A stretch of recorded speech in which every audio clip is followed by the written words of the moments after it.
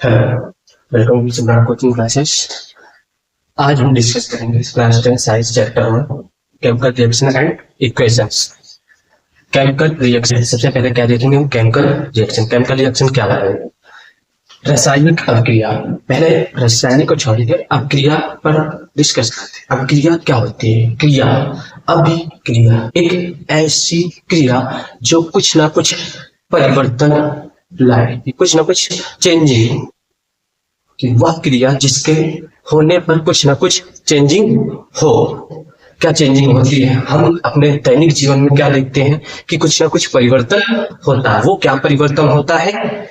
जैसे कि आप देखते हो लोहे में जंग का लगना, दूध से दही का बनना, और भी आप दैनिक जीवन में परिवर्तन देखते हो। जैसे घर में क्या होता है, चावल पकता है, चावल पक के क्या बन जाता है, पकने के बाद उसमें भी चेंजिंग आती है। कुछ ना कुछ चेंजिंग हम अपने दैनिक जीवन में रोजाना देखते हैं, और ये जो चेंजिंग होती है यही क्या होती है? रासायनिक अभिक्रिया होती है। अब आते हैं रासायनिक अभिक्रिया। A process in which new chemical are form.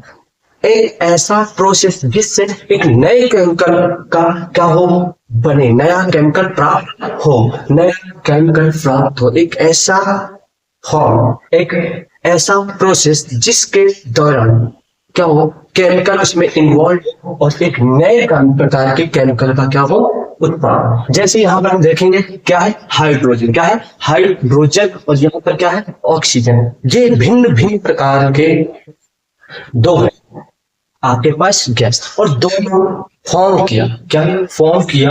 अभिक्रिया किया, और अभिक्रिया करने के बाद क्या बनाया? एक वाटर, एक लिक्विड के रूप में वाटर बनाया।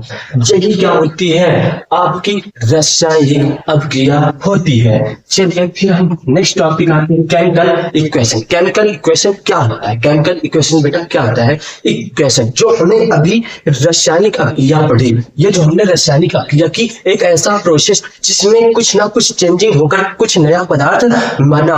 क्या हुआ कि दो अभिकार एक नए उत्पाद का क्या करते हैं, एक नया उत्पाद बना देते हैं। वो क्या होता है? आपका रासायनिक अभिक्रिया है।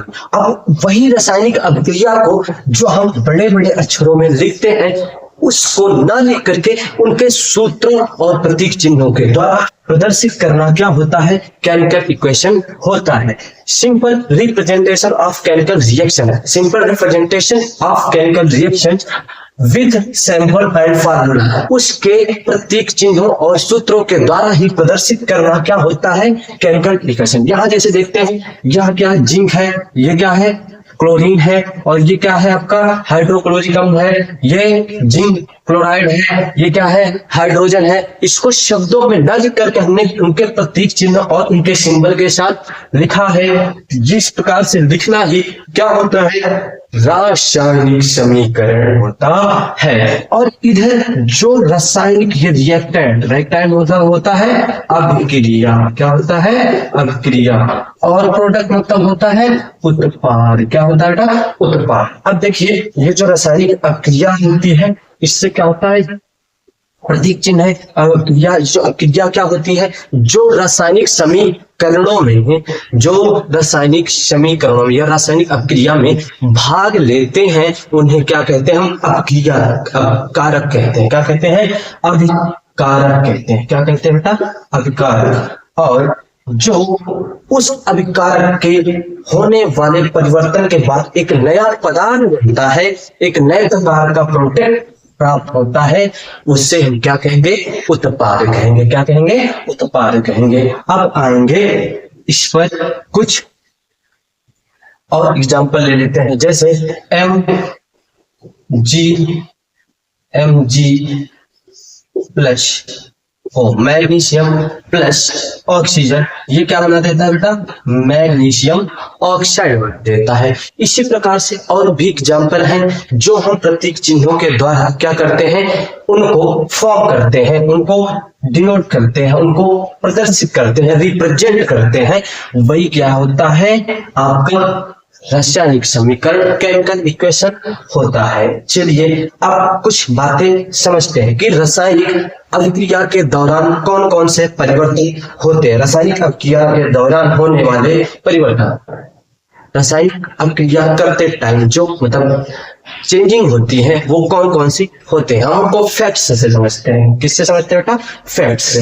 एफ मतलब होता है उसके फॉर्मूला, स्टेट चेंजिंग क्या होता है, उसके अवस्था में परिवर्तन आ जाता है। अवस्था क्या होती है? अवस्था वो होती है कि जैसे ये यहाँ पर ऑक्सीजन है, क्या है आपके पास? गैस है, हाइड्रोजन गैस है, ऑक्सीजन गैस है, लेकिन यहाँ पर क्या है? ये लिक्विड हो गया। तो ये जो दर्शा रहे गैस, लिक्विड, सॉलिड, ये जो होते हैं इनमें चेंज हो जाता है। यहाँ देखा आपने कि ये गैसीय अवस्था में था, इधर आया तो किस अवस्था में हो गया? लिक्विड अवस्था में हो गया। तो ये चेंजिंग हो गई। क्या चेंजिंग हुई? अभिक्रिया होने के पश्चात चेंजिंग हुई, आफ्टर चेंजिंग, है ना। फिर उसके बाद आपको रंग चेंज नहीं होता, रंग में परिवर्तित हो जाता है। जैसे मैग्नीशियम का जो होता है वो किस भूरे रंग का होता है। जब मैग्नीशियम ऑक्साइड ऑक्सीजन के साथ अभिक्रिया करके मैग्नीशियम ऑक्साइड बनाता है तो थोड़ा सा पेज में आ जाता है। तो आपने देखा कि इसका कलर क्या हो गया? चेंज हो गया। तो इस प्रकार से जो चेंजिंग होती है उसे बोलते हैं अभिक्रिया के दौरान होने वाले परिवर्तन। फिर उसके बाद आप देखेंगे टेम्परेचर में परिवर्तन। अगर जब हम और आगे पढ़ेंगे अभी तो उसमें क्या कुछ ना कुछ टेम्परेचर बढ़ जाता है या किसी चीज का, जैसे हमने क्या लिया कि हाइड्रोजन और ऑक्सीजन क्या थे? गैस थे, ये गर्म थे। कैसे थे? गर्म। जब और ठंडा हुआ, थोड़ा शांत हुआ तो क्या हुआ? लिक्विड में। अब लिक्विड को हम क्या करें? यहाँ पर जैसे लिक्विड है, लिक्विड को क्या करते हैं? ठंडा करते हैं। मतलब वाटर को क्या करते हैं? वाटर को हम क्या करते हैं?